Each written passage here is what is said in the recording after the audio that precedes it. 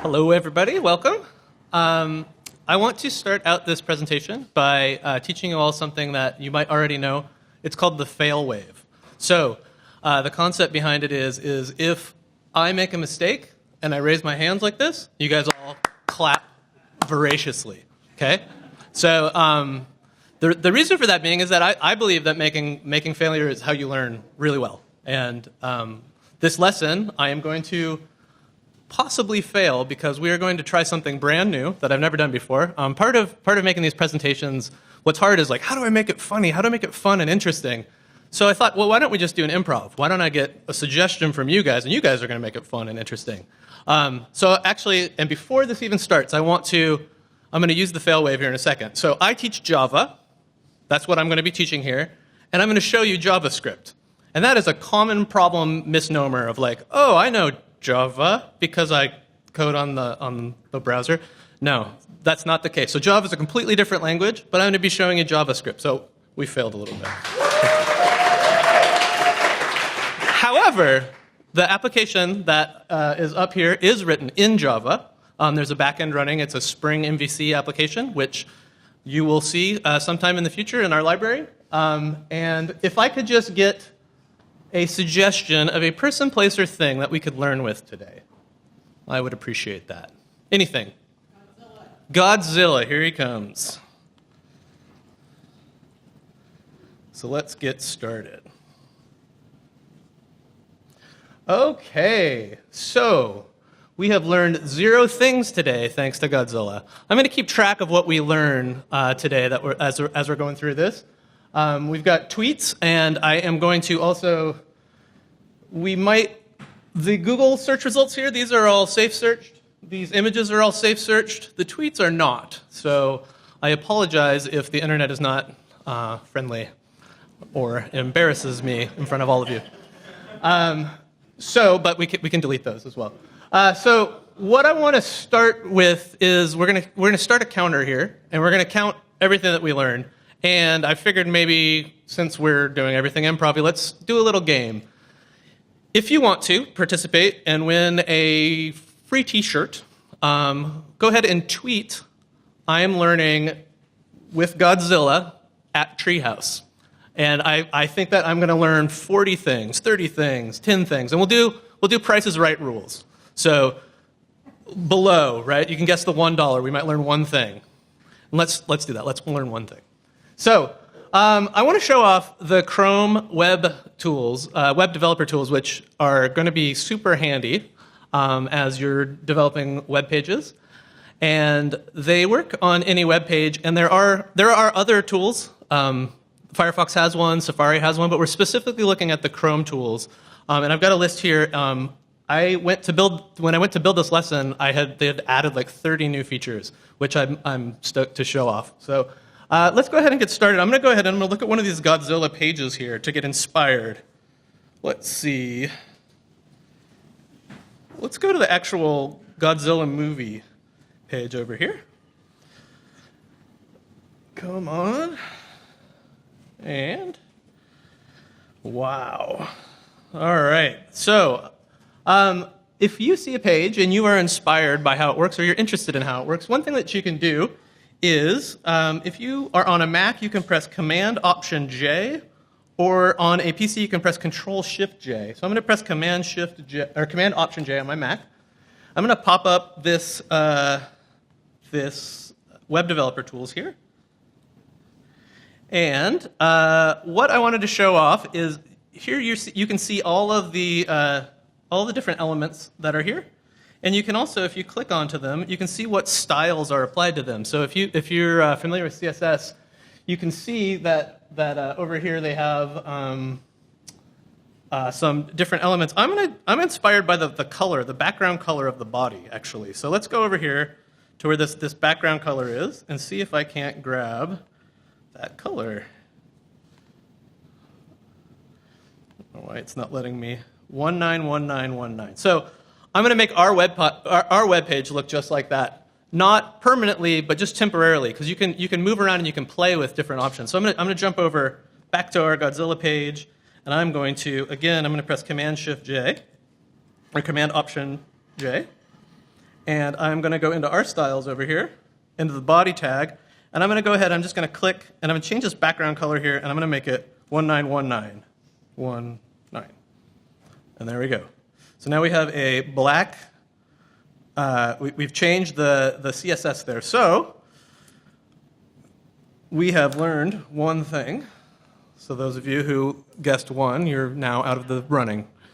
One thing that's nice about that, one thing that's hard about that actually is if I'm back on this page and I really wanted to know, let's say that I wanted to know, oh, wow, how did they do this amazing image gallery thing right here? How did they do that? I would have to, without knowing, I would have to go and I'd have to find, oh, it looks like their HTML opens up over here, it's in here. There's a better way to do it. So if you right-click and you choose Inspect Element, and this is in Chrome without even this open. Let's go ahead and just close that. If you just right-click and choose Inspect Element, it's going to go ahead and it's going to pop up, and it's going to be highlighted right there where it's at. And so what's cool about this is, like I said, this is somebody else's web page, and I can just jump in here, and I can say, write something in here, and now it's updated on the page. And what it shows, what's kind of cool about that is you can test your styles, right? So you can kind of see, like, for instance, if this were in a different language or we decided to change the copy, it's going to break the style, or unless they're okay with it wrapping across on 2 lines like that. So is that making sense? So that's one way you can do it. So you can I can also add, you can click in here and you can add attributes. Okay, so if I wanted to add, let's go crazy and make that thing really large. We can change just by adding an attribute there, and then we can come back over here, and we can get rid of it. And it will go back to how it was. So if you don't like the right-clicking on things, or you're looking through different ways, there's this little magnifying glass here, and if you come and you click, you can see how the page is laid out. So I'm going to click and see how it's highlighting different areas. When I'm ready to inspect that element, if I click, it's going to highlight that.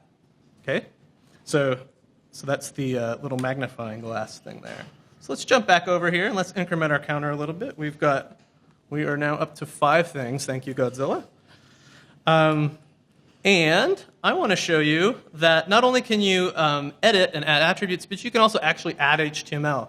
So I failed, guys, on this. If you noticed the thank you. I failed, and it's okay because we're learning. I'm using a CSS framework here called Bootstrap. And it allows you to do rows, and there's grids of 12 things, and it's just a thing.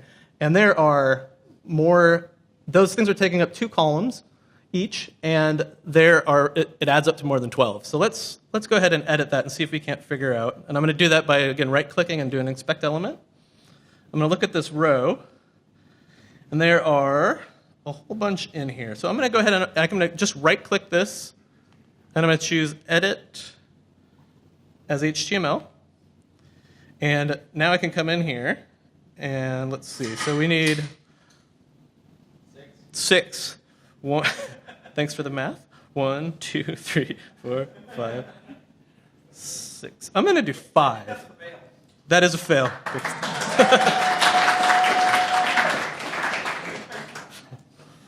Math has never been my strong suit. Or design, actually, as you'll see. Yeah, we don't need math for programming. That's right. It does it for you. Did I get the slash wrong, too? Let's do that. And then I'm going to click out. Oh, look at the Godzillas. So now they're in the right order. I must have done 5 instead of 6. Bad math, but it's there. So you can edit the HTML, and it will, redo the page that way. So let's go ahead. We're getting to some hardcore stuff, guys. Here it comes. Okay, so that's all fine and good. We can play around with with the elements on the page, and we can play around with the styles on the page.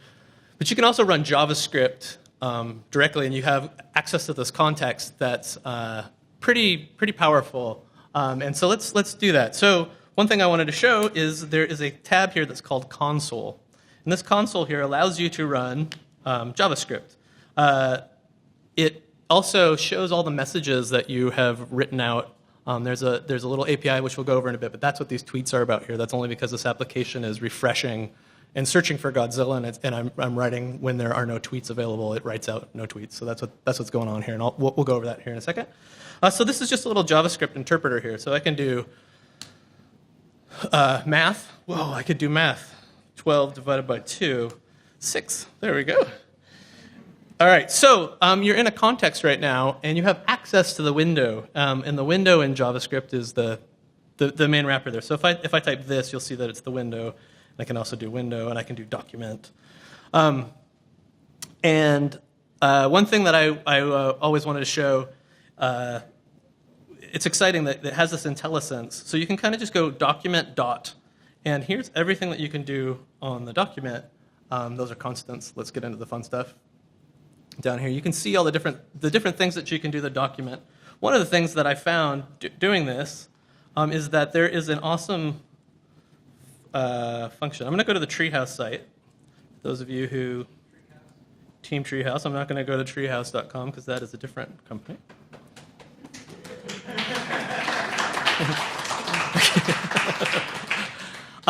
And one of the things that is super cool that you can do is this is really handy when you are designing a site. If you go document.design mode and you turn it to on, spelled right, and you press enter, now everything on this is content editable. So I can come in here and I can,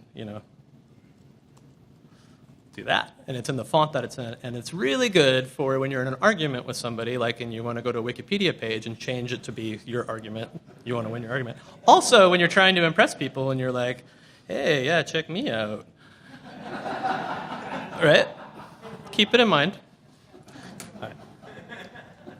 So, whoa, I totally lost count. Hold on. We got to make this fair. So we learned 3 more things there. Hopefully not knocking anybody out of the race. All right, so on top of this being normal JavaScript, there's also a command line API, which is available here. By the way, all this stuff is, I have this is up on GitHub, and you can run this application if you wanted to. But I'm getting all of this stuff from this awesome documentation that they've built here, and it's developer.chrome.com/devtools. And in here, there is a thing that talks about sorry for scrolling like that. It will show the command line API, which is here for some reason. Okay, so this is super powerful. This document here, you should get to know this document, especially if you plan on using these dev tools a lot. I'm going to walk through some of my favorites that I found while in here. But one of the really cool features that it exposes is a thing called dir, D-I-R. And if you pass it an object, so I am running one JavaScript file on this page, and it's called app.js, and it exposes a global variable called app. And I know that sometimes you write some code and you want to see, and you want to call functions, and you want to know where it's at. So if I do dir app, and that's the global that's in here, and I'll show that code in here in a second, and I do that, I can now walk and look at all the different things that are on that method, and we'll play with that a little bit. But that's really handy. So if I wanted to do that, I can do that with window too, right? I can do that with any object that's out here, and you can kind of take a look and expose. And it's pretty much basically what I was doing with the IntelliSense. This is kind of like a nice way to navigate through the objects that you're playing with, learn what's on there. So a super cool thing that you always want to do, right? Like let's say that I wanted to get a hold of this image right here, but I wanted to get a hold of it with code. If I go and I inspect this element, there's, oops. All right, so first let me show you this. So if you go like that, so it returned a 7, returns something from whatever. It gets stored in a variable called $_. Okay, so anytime I want to refer to that, it's $_. So I have jQuery running on this site, so I could actually go like this and get all of my images, right? So that's any image tag that's on the page. And it's going to return every image that's here, right? And if I wanted to, now that's also stored here in my underscore class. A cool thing that this does for you, see how when I highlight over this in the console, see how it's highlighting on where the element is? It's a nice little feature that has been exposed here. So if I wanted to look at that in context, and I didn't know where it was in this context of the HTML, I can do.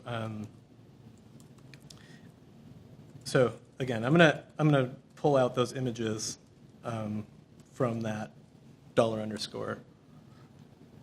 Okay, so I have a variable called images, and if I do, I have I have a jQuery object. So if I do, if I pull out the element, I can do inspect images like that, and what it's going to do is it's going to highlight in the code where it's at, and you can go one way up. So you get a hold of an element in JavaScript, and if you inspect, it will show you in the HTML where it's at. So if you wanted to go and mess around here with the sizes, you could. The other way works as well. So if I click around, if I'm going to click here on this Google result here, and I inspect, and see I have this P open right here, and I do $0, it's going to give me that P. Okay, so it's actually kind of clever. It watches the different things that you're doing in here. So now $0 is going to be the LI, because I clicked on the LI here.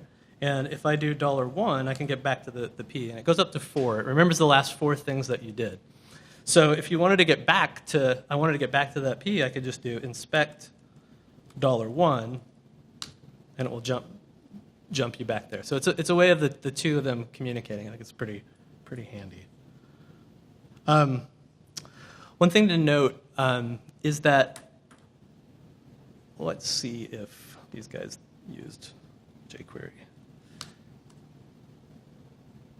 I think they did not use jQuery. So this is not a jQuery selector. Oh, it is. This is still jQuery.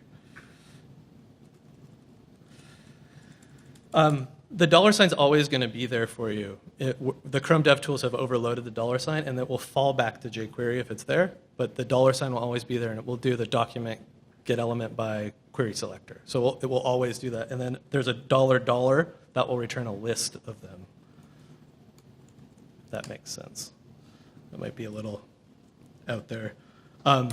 Just so you know, that's no matter what, that $$ is always going to be there for you. And if you haven't played with jQuery, that's how they do document.getElementById sort of things.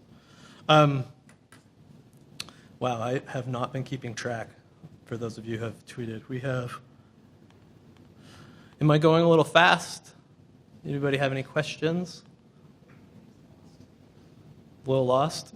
No, I just lost the content. You lost? Oh.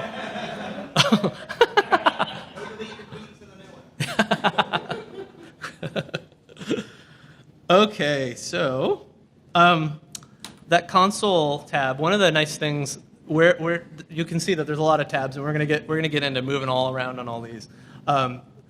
If you press the escape when you're in here, if you press the escape key, it opens and closes that console for you. It's a handy thing to remember. Like, where is that thing at? Where's that console? So escape will open that up.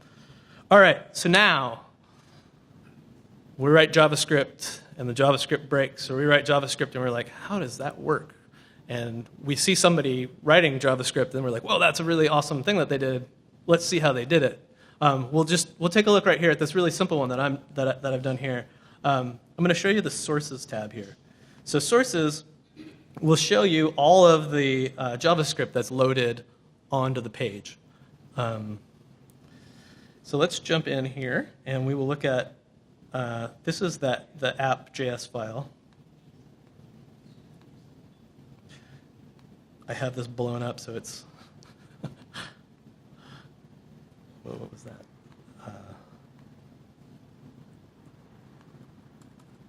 Okay. Danger, you can edit the files while you're in here, which is a future talk that we're going to have. So I have some events that happen as this is the global app object that we had inspected earlier, and there's some events that happen, and one of them that happens is that increment, the increment that we've been counting with, right? So I'm going to go ahead and I'm going to drop a breakpoint right before that happens. So I'm going to put a breakpoint, and you do that by clicking this number over here. And a breakpoint will stop the execution as long as this tab's open. So I'm going to click here, and it's going to stop.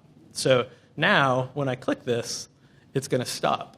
And the super cool thing is that I'm in that context. I now have access to look at. Sorry, I should. If this starts getting long, you can do clear. So I'm in the context of this here. So if I look at what this is, I'm inside of, this is the button, because that's the way jQuery works, right? I did a click function, so this is the button. So I'm not in the window context anymore. I'm actually in this function, and I can change variables and do different things in here. There is a couple of buttons that are important, and they're kind of tucked away here. So if you look right up here, sorry, I'm not supposed to move. I've been asked to not move. There's a step over function, which means that it's just going to move past this line. If I do the step into, it's going to run whatever's on that line that requires running. It's going to go a little bit deeper. So let's go a little bit deeper, and you'll see that this is calling a function called parseInt. It's a native one, but there's this jQuery thing where I'm pulling the text out. So it's going to step into that function when I press step into, and that's this guy here. And so here I am, and I've walked into jQuery. So we can now look, and we can look at the jQuery code that's happening. I'll show you exactly how that's working, because I actually served a minimized version of that, but I'll show you here in a second how that worked. But now I can actually look and see, and if you look over here on the right, this is called a call stack, and this shows everywhere that the code has gone. So I'm going to go back up, right? So I'm going to step out, and I'm going to step over the next one. Oops, sorry. I'm going to step over, right? So if I step over, that line's going to run, but we're not going to see how it did it. Do it again. Now if I can show you that I know what current count is and see how it auto-completed what current count is as well. So that is how you can do breakpoints. And I wanted to show you something that I just learned this time. This is really cool. Actually, let's do that one more time. So I'm going to click. We learned that, so we'll click that again. This button is continue. This button means like don't do what, like go through the rest of the code. Don't worry about it. So I could have another breakpoint and it would catch, but it's going to keep going and run the code. One of the cool things that I saw. So we're at 17 right now. And you don't want every time this goes, let's say that, hypothetically, we thought that maybe there's going to be a bug. We want to see what happens when it hits 20. What happens when it hits 20? So you can actually edit these breakpoints. If you right-click over here, you can choose Edit Breakpoint. And it allows you to do a statement here. So I'm going to say when current count is equal, let's do triple equals. When it's equal to 20. Stop. Okay, so see how it's orange now? So that means that there's a special thing there. So I'm going to flip it up to 20 because I think I skipped a few. And it didn't stop.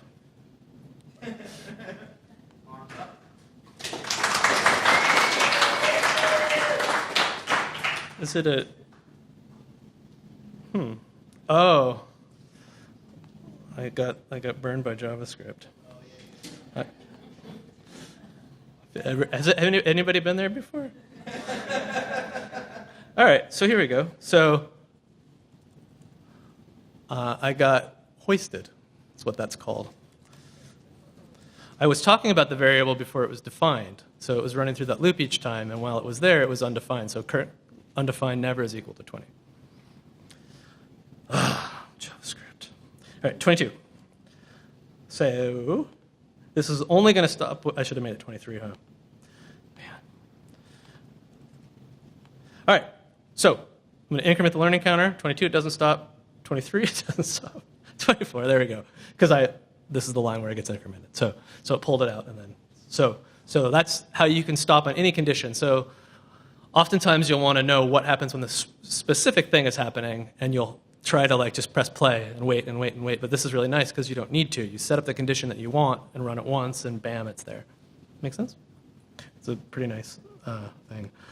All right, let's get to some errors, some actual intentional errors that I put in the code. All right, so this button here is broken, and when I click it, it is super broken. And it's broken by the thing that I do all the time when spelling the Word document, which is I write document. And here I'm showing off a little bit of the console API too. I wrote console.warn, and looking at the code here, you can see that there's a warning, and then there's also an error that happens. So what you can do to catch these sort of things is you can actually break whenever an exception happens. Do a breakpoint so you can see, oh, how'd the code get into that state? So let's go ahead and do that. And that's this little stop sign right here, right over here. I just realized that my mouse is weird. So the stop sign, it will turn blue. On older versions, there was a tri-state thing, but they've moved it out here into this pause on caught exceptions. So let's go ahead, and I'm going to click the button is broken again with that stop sign on, and it's going to get caught, and we're going to figure out, well, why? Oh, because I spelled it wrong. So that's what you would do. You would correct that in your actual code. Okay. You can also break on caught exception. So if somebody's done a try catch and something's catching that, and you're not seeing that, it's a way of protecting yourself. But you want to know when that's happening, even though it's still a bad thing. You can turn that on, and you'll see when those errors are happening. It's kind of handy. In my app.js code here, what are we doing? My app.js code, there is a debugger button, and there's this keyword that you can use in JavaScript, and you can just write debugger : and if you click, it's going to stop right on the word debugger. So you just drop the word debugger in your code, and it will show up. And the nice thing about that is if I have this closed, this is true of all breakpoints. If I close the Chrome DevTools, the site's going to run like normal. That's not doing anything. It just goes right over that debugger statement.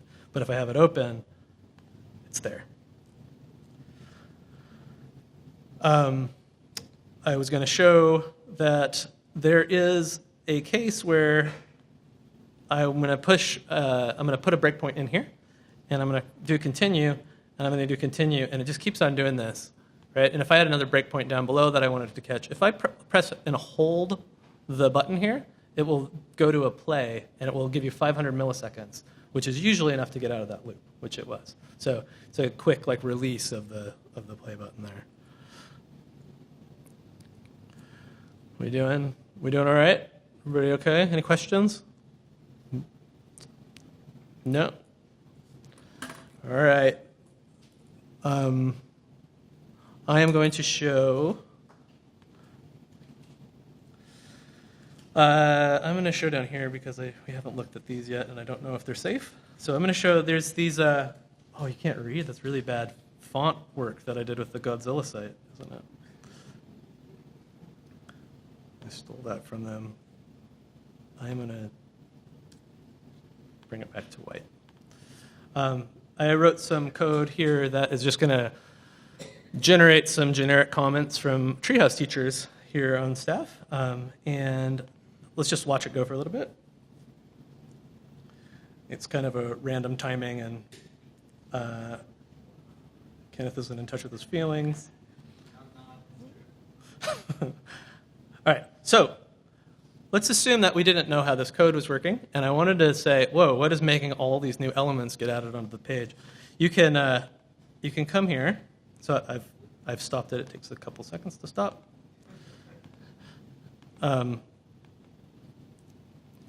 going to inspect this element, and I happen to know that it's this UL here that I'm looking at. And if I want to, anytime, so I'm going to right-click on that UL that we were looking at, and I'm going to say break on subtree modifications. Okay, so anytime something in there happens, it's going to stop.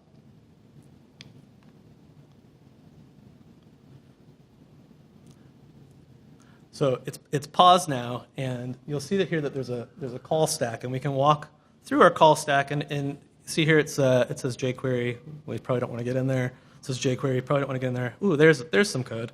So if we go there, we can see where the element was being added to the other element that we were looking at. I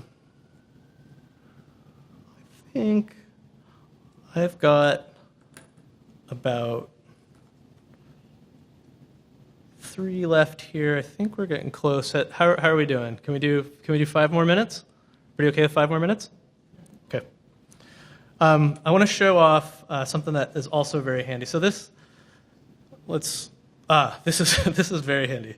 If you come over here, and you can see these breakpoints that I've left in here. If you right-click and say remove breakpoint, that is probably handy because as you're playing around with this, you're gonna be creating more and more breakpoints, and you're going to run this, and the app's going to stop all over the place. So you want to just kind of remove all DOM breakpoints there. Okay, so this is super cool. So they allow you to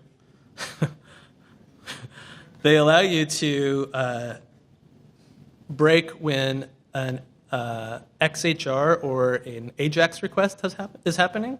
So if I come over here to this and I click the plus button, every time a request is made from the application that contains the word comment. So this is hitting an API/API/comments. So anytime that there's a URL that contains comments, that contains the word comments, it's going to stop. Of course, after it starts up, it was clever and made it random. So right there, it stopped right where we wanted to. And if we look at the call stack, we can walk down the call stack. Oh, here it is. It's in this load more comments function. And there it's doing the AJAX request. So it's super handy with the way that these apps are starting to grow, and there's data coming in from all over. You're not sure where it's coming from. You can look at that. Which brings me to the network tab, which I wanted to show off really quick, and this will be the end here. There's much more on this that we weren't able to get to. Maybe we'll do a round 2 of this. If you come to the network tab here, you'll start seeing all of these queries that I've been making. I'm going to press escape here to get rid of the console. So see, I'm searching tweets. I'm refreshing the tweets every certain amount of time, and if I click, I can see the response that came back, and you can see the preview, and it opens up, and you can see all of this information. I just straight took everything that Twitter sent, and it was a lot of stuff, and you can walk through those. So this is really handy to see what is being requested out from the network, and it will also show images, right? So here's different pictures that are coming down. Very, very handy things there. One more before we wrap up? One more? Let me do one more. This is handy. And if you come over here to resources, there is you can access your local storage here. So if you're using local storage in your JavaScript app, this is a key value pair here. So you can just add stuff in here. And if I do local storage, and it's get item name, it's there. And if the app was using local storage, it would be all in there, and you could go and kind of browse around and see what was in there. So it's handy, and the same sort of stuff's in there for cookies, right? If you're interested in what cookies were on your machine, there's a weird one from Gravatar that's on my machine. This is super cool. This is up on GitHub. So if you want to come find me on Treehouse. Oh, I left it in the edit mode. That's funny. guess I should probably do that one more time. And we come here. On my profile, I've linked this improv meetup is the Java class that's running. If you're interested in looking at it, feel free to use it and steal it and see if it worked. And thank you to Godzilla. Oh, I totally skipped counting everything, didn't I? About 10. Let's say 10. 34. 34 is the winner. We'll find out who the winner is here shortly and provide a T-shirt to the winner if anybody didn't go over. Closest winner. Yeah, totally. So thank you, everybody.